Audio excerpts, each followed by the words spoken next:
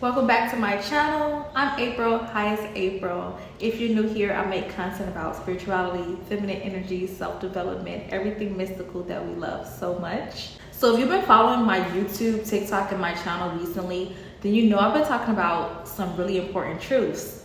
One being that being understood is a gift.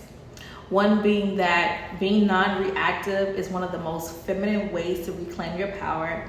And then I made another video that when you love yourself unconditionally, no one can weaponize your flaws against you. So I made these videos in the span of 1 week. And it's crazy because there's this thing about God, there's this thing about our source energy. It never lets you just say things out of your mouth. If you say something, you will be prompt to embody it. It will put you in a situation where you have to feel the raw edges of those lessons so deeply that you don't just keep it in your head, but you live it in your actual bones. You actually embody and live what you're preaching in your own spirit. That is exactly what happened to me this week. And in this video, I'm going to share the whole story with you, how I felt misunderstood, how I was dismissed, how I was blocked on a live conversation, and how it broke me open to the point I was screaming and yelling into a pillow, banging on the wall, and feeling devastated. And then somehow Source used it all to remind me of my own teachings, to remind me of why I'm doing this work. And more than just that, I'm going to give you the story, but I'm also going to give you some very powerful tools that you can take with you to alchemize your own triggers. Because triggers are not just curses, they are gateways, they are invitations for you to grow and to embody what you actually learned. Okay, so let me set the stage for you. Just last week, I made a video reflecting on Mariah the Scientist interview where she said that God gave her the gift of being understood. And I thought, wow, what a perspective, because just one post, one share, one like, one comment is enough for me to feel like, okay, someone agrees with what I said. It gives me a sense of community to know that I shared something and someone said me too. Because it's so easy to focus on the people who are disagreeing with you, who don't get us. But it's so beautiful to remember that there are people that actually understand you, people that actually see what you're saying and see you and your perspective. Even if it's just that one person, it should be enough. And then another video I made was where I was talking about loving yourself unconditionally, about when you accept every single part of yourself, no one can use your flaws against you. And if they try to point something out, you can say, yes, I know that about myself, I'm working on that. Or if the person's opinion doesn't really matter to you, you can just smile and let it go. These were the 3 lessons that I was teaching on my platform. These were the truths that I was standing on. All 3 of these messages came just flowing through me. I turned the camera on to record and I was a channel for these messages. It just came pouring right out of me. And it's basically like Source said, okay, let's see if you can actually live what I just put in your spirit. Let's see if you can actually embody what I just gave you. So here's exactly what happened. I joined a TikTok live, someone I've never seen before. I just wanted to see what she was talking about. And it was actually a host for a domestic violence advocate. She was a domestic violence advocate. And since I've recently left an abusive marriage myself, I stayed because I wanted to share my story to her community.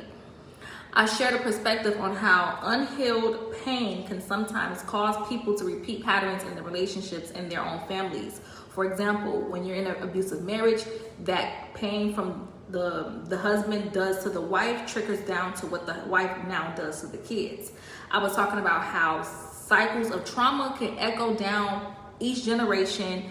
Although the male may have started it, if the woman doesn't get her help that she needs to heal, it will continue. So, and I was basically saying that if women don't get the safety and the healing and the tools that they need, the next generation will be affected. But instead of hearing me, the way I was expressing myself, this host decided to cut me off. She decided to tell me that I was victim blaming.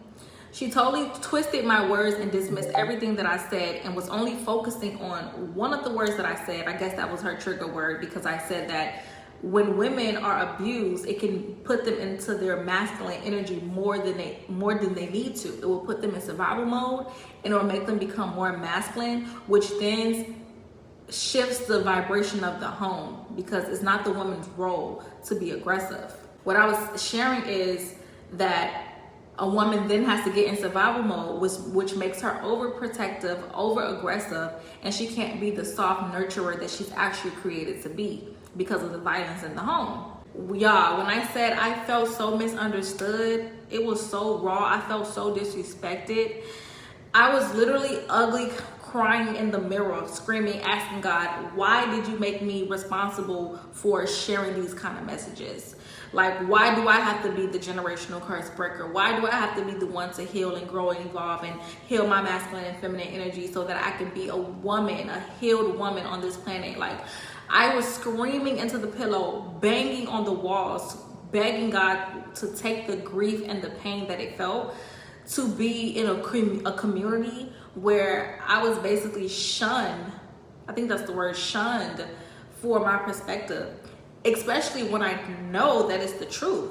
But she chose to totally dismiss me, and my truth was silenced. I felt crushed in that moment. It was totally strange to me. I never experienced that. Like, since I've started using my voice on my platform to shed this light, I've only gotten people that agree with me and tell me, thank you for doing this work. I understand, like, this is necessary work. Like, you're doing amazing. You know, I haven't had anyone question me to the core, to the fact that they made it seem like I was doing something wrong.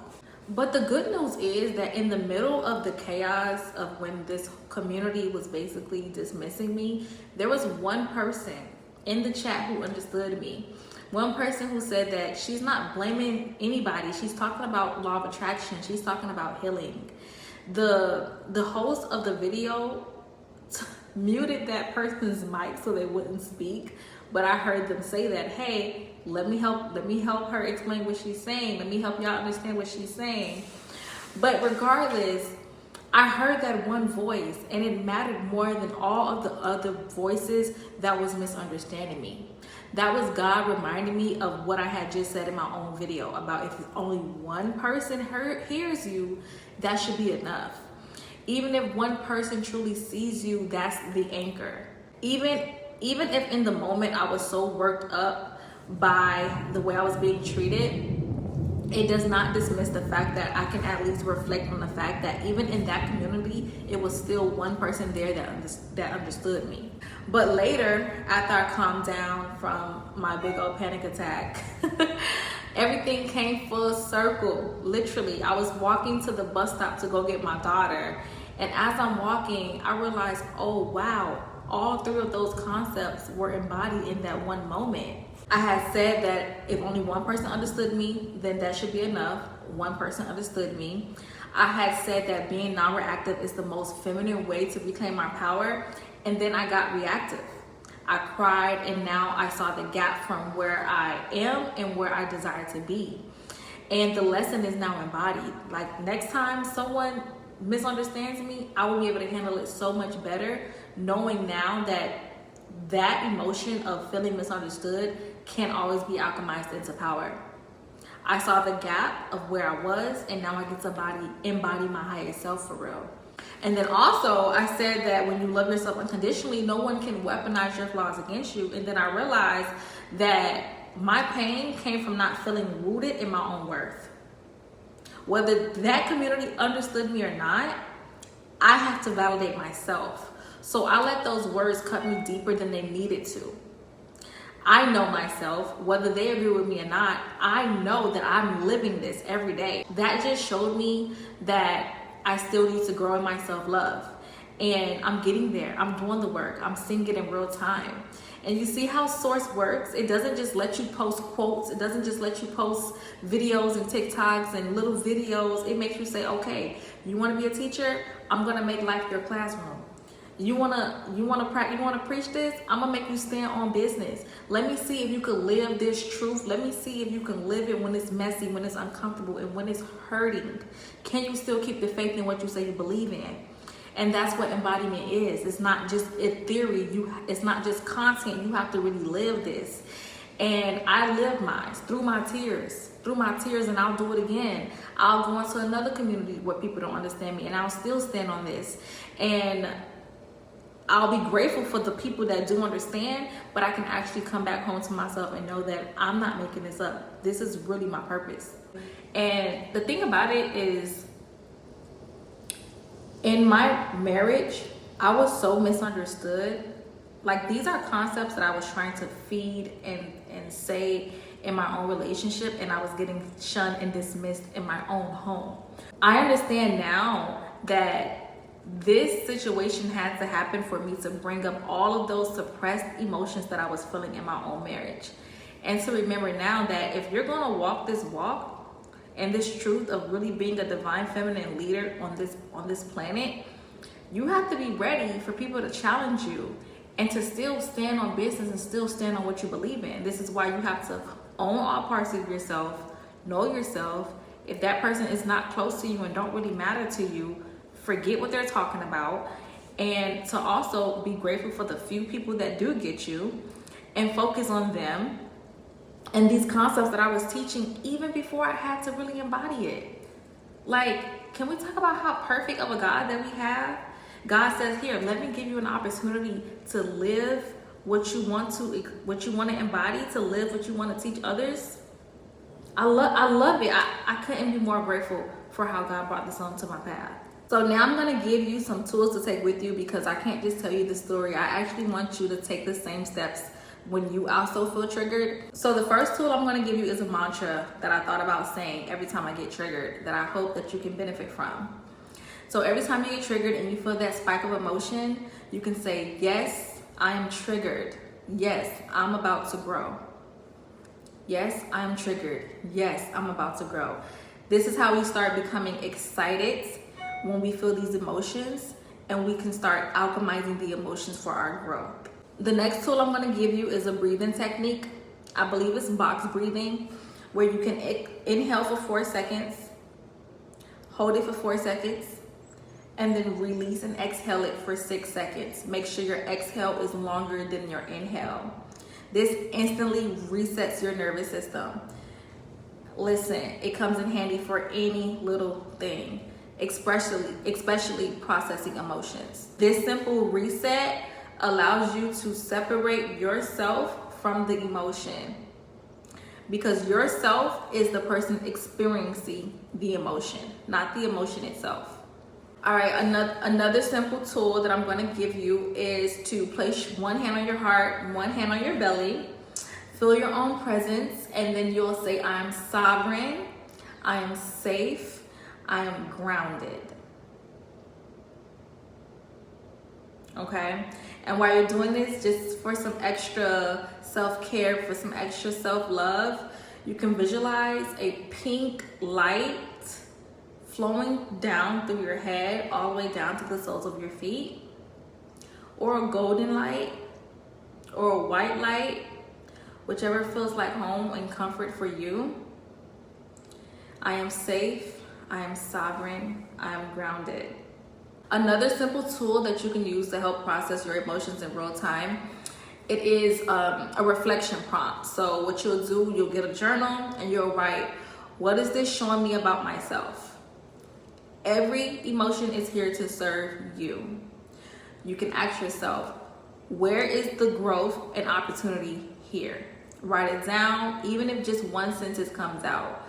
Most of the time, once you start writing, you're gonna get that answer. Your hand is probably not gonna wanna stop writing. You're gonna keep writing and writing and writing until you get to the bottom of it, and that emotion is going to speak and let you know what it's trying to show you. This is the 5th tool that I'm providing. So moving on to number 5.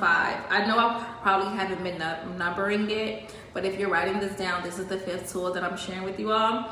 So you can close your eyes, imagine that raw emotion as a cloud above your head, and watch it swirl and transform into golden light.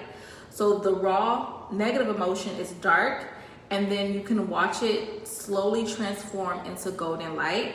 You're gonna watch the light flow into your heart. You're gonna visualize the light that's above your head flowing into your heart, and it's gonna be filling your heart up with wisdom and power. So you're alchemizing the dark energy into light, into your heart. And then lastly, the 6th tool that I'm gonna share is to share it. Don't just let the lesson sit inside of you. Turn it into content, turn it into a conversation with someone, or just leave a note in your journal so that it can live and exist outside of you. Once you share it, then you can anchor it. This is why I'm in front of this camera making this video, because this is officially going to be anchored into my spirit. So my loves, that is my story. That is how Source used my own life experience for me to embody what I teach, and to practice what I teach. So I also learned that being misunderstood is just as sacred as being understood, because I got to use that raw emotion to alchemize into my personal power. So remember, it's not about perfection, it's about progress. You are already perfect, whole, and complete, and you're just walking the path now. And you get to embody it little by little until the lessons aren't just something we say, but it's actually who we are. If this resonated with you at all, I'm open to hearing your stories. Make sure you show me some love in the comments. Let me know how you yourself have alchemized your emotions into something powerful, your pain into power. Also, if you're ready to go deeper with me, I offer one-on-one coaching sessions with women who are ready to rise in their sovereignty and their power. The link will be in the description. So thank you for being here. Thank you for witnessing me in real time. And thank you for allowing me to be real with you. Thank you for watching this full video if you're still here.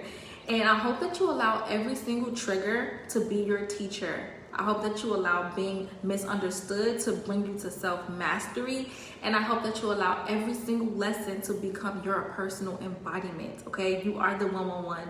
You are worthy of all good things. You are the truth, and you are so loved and held. I'll see you in my next video. Thank you for watching, and of course, thank you for existing.